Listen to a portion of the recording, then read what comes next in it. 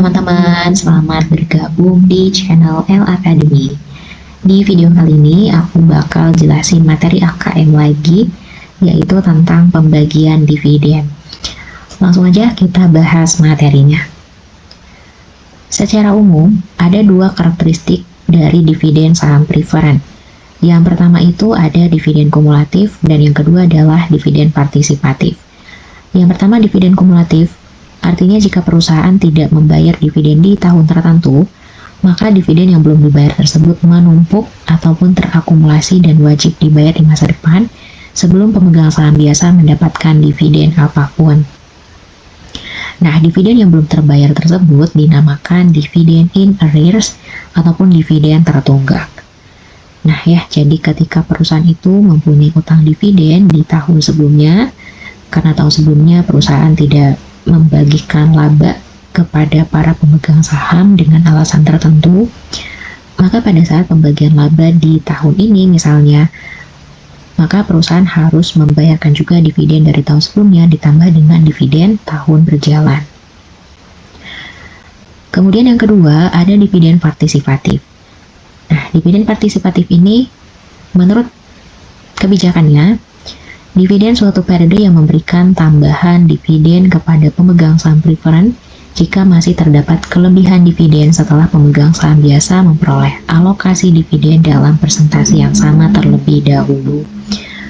Oke, jadi jenis yang kedua ini, maksudnya pemegang saham preferen itu akan mendapatkan dividen tambahan selain dari persentase yang telah ditetapkan sebelumnya ketika perusahaan itu masih memiliki sisa laba yang cukup banyak.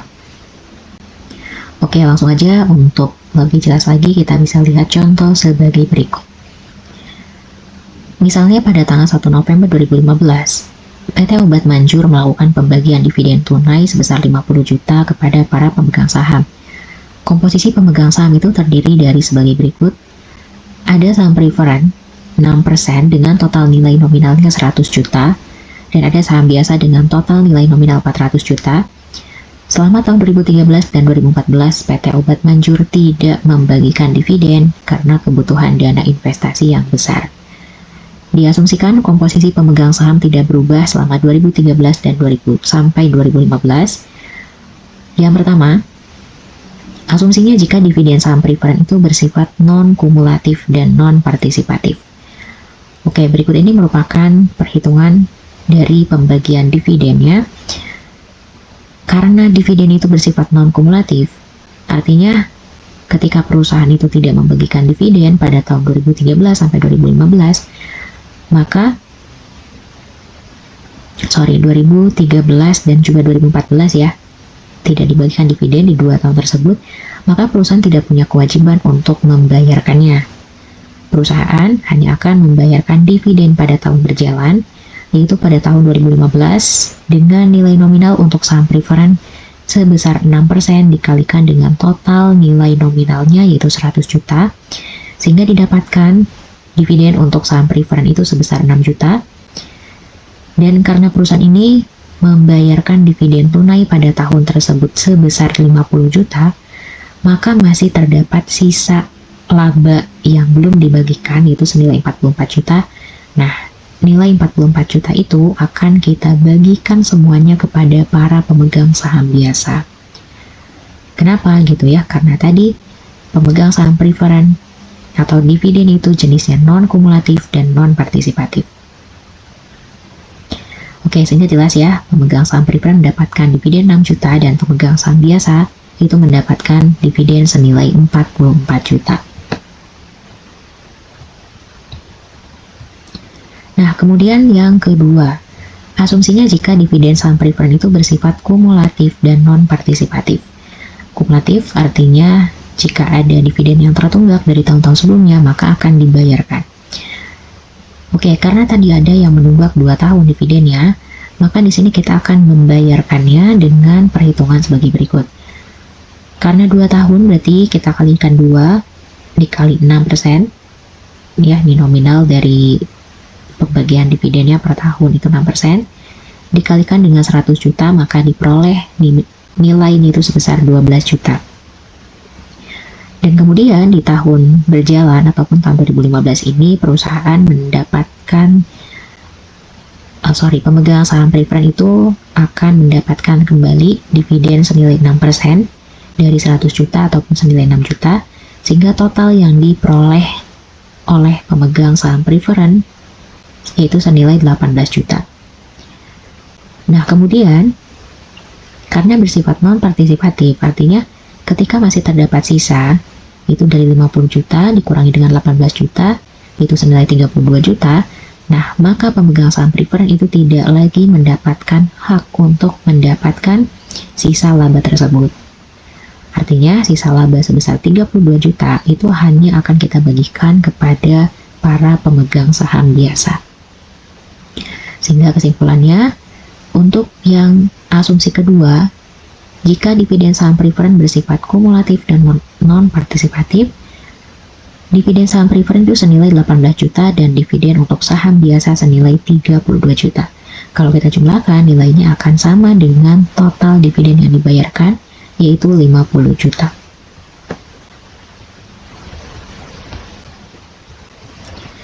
Oke, kemudian yang ketiga, asumsinya jika dividen saham preferred itu bersifat non-kumulatif dan partisipatif penuh.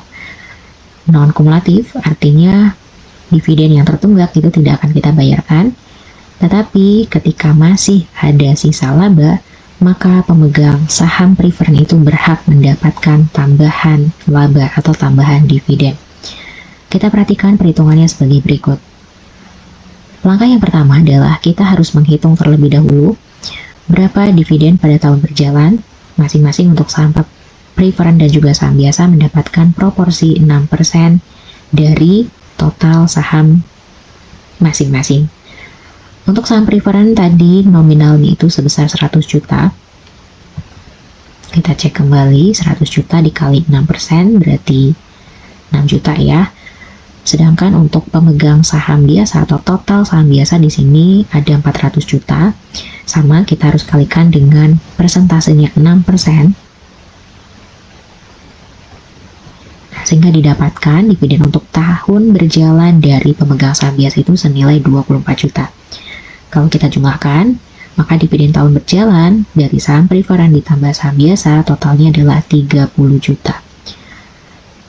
Nah, karena perusahaan di tahun tersebut, tahun 2015 itu membagikan dividen senilai 50 juta, maka masih terdapat sisa laba ya sebesar 20 juta yang mana ini akan kita bagikan kepada pemegang saham preferred maupun kepada pemegang saham biasa, karena di sini asumsinya pemegang saham preferred itu bersifat partisipatif penuh. Oke, untuk menghitungnya, maka langkah yang harus kita lakukan adalah kita harus menghitung terlebih dahulu berapa persentase dari dividen partisipatifnya. Nah, jadi kita perhatikan dulu. Untuk menghitung persentasenya, langkah yang pertama adalah kita harus tahu terlebih dahulu berapa total dividen pada tahun berjalan. Tadi nilainya 30 juta. Kemudian sisa laba yang masih ada itu sebesar 20 juta. Ya, di sini dividen yang tersedia untuk partisipatif sebesar 20 juta. Kemudian nilai nominal saham preferred dan juga saham biasa itu 100 juta ditambah 400 juta, itu 500 juta.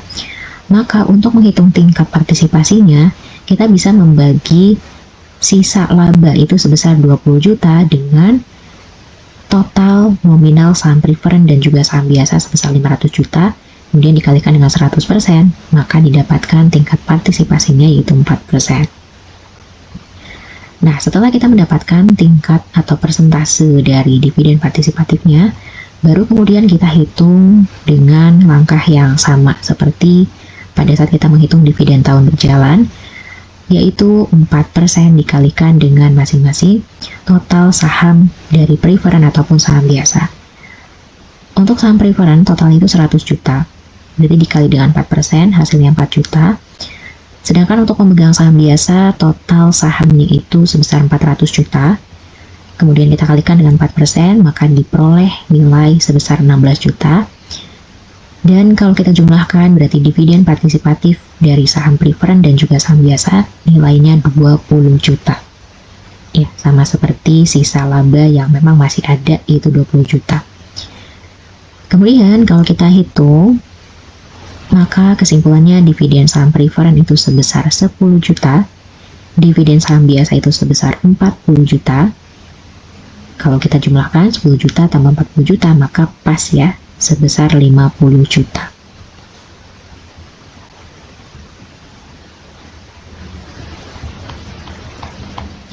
Oke, dan yang terakhir, asumsinya adalah dividen saham preferen itu bersifat kumulatif dan partisipatif penuh.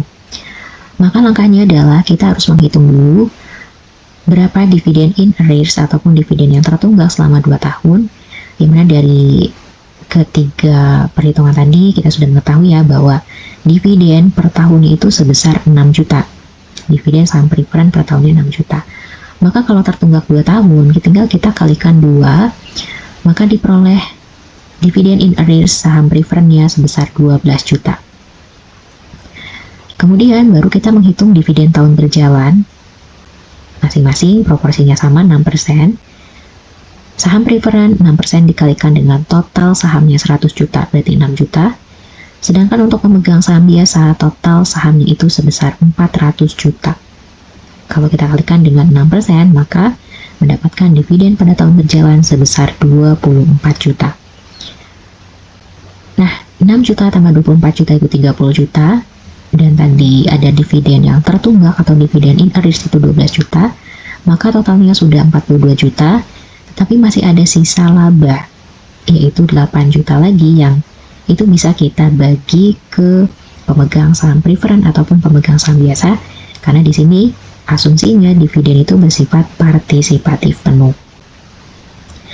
Nah, maka ingat teman-teman, ketika menghitung dividen partisipatif, kita harus menghitung terlebih dahulu berapa tingkat persentasenya. Caranya sama seperti yang poin 3 tadi, kita harus mengetahui berapa sisa laba yang masih perusahaan miliki, yaitu 8 juta ya, dibagi dengan total saham, baik itu saham preferen ditambah saham biasa, 100 juta ditambah 500 juta dari informasi awal, berarti totalnya 500 juta. Nah, sehingga 8 juta dibagi 500 juta kemudian dikalikan dengan 100%, didapatkan persentase tingkat partisipatifnya itu 1,6%. Nah, setelah mendapatkan tingkat persentasenya, barulah kita hitung berapa dividen dari masing-masing saham. Untuk saham preferen 1,6% kita kalikan dengan total sahamnya 100 juta, jadi diperoleh 1.600.000. Kemudian untuk saham biasa 1,6% dikali 400 juta berarti 6.400.000, dan ini kalau kita jumlahkan 1.600.000 tambah 6.400.000 totalnya 8 juta, sama seperti sisa laba yang memang kita miliki masih ada 8 juta. Nah, kalau kita hitung semuanya, dividen in arrears 12 juta ditambah dividen tahun berjalan 30 juta dan dividen partisipatif 8 juta, maka totalnya menjadi 50 juta. Begitupun kalau kita hitung dari samping, total saham preferen ini 19.600.000, saham biasa 30.400.000, kalau kita jumlahkan nilainya sama sebesar 50 juta. Oke, begitu ya teman-teman untuk pembahasan mengenai dividen yang bersifat kumulatif dan juga partisipatif.